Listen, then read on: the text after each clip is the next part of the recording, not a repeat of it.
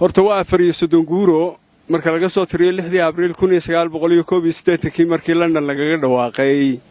dhaqdhaqaaqii wadaniga ahaa ee Soomaaliyeed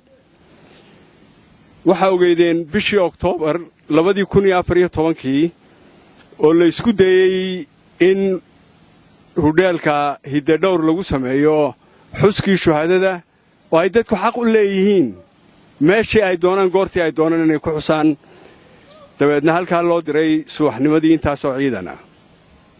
xalay waa daawanayna beerta xorriyadda markii la lahaa waxa la xusayaa 4 guuradii dhaqdhaqaaqa wadaniga Soomaaliyeed ee SNM oo ku beegnay 6 Abriil 2015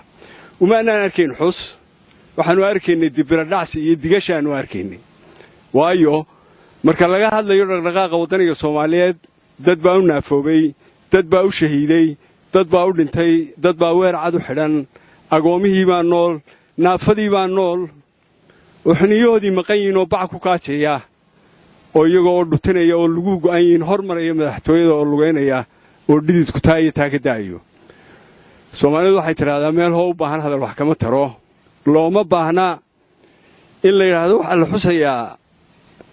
shuhadadii waxa la xusayaa 6 Abriil dabeedna ay halka yimaadaan dad aan waxba ka ogeyn halgankii hubaysnayd xoreynta qaran ee SNM horseedka ahayd ee 10 sano socday waxaanu leenahay dhulku waa og yahay dhirtu waa ogtay dhagaxu waa og yahay kii dhaawac qaba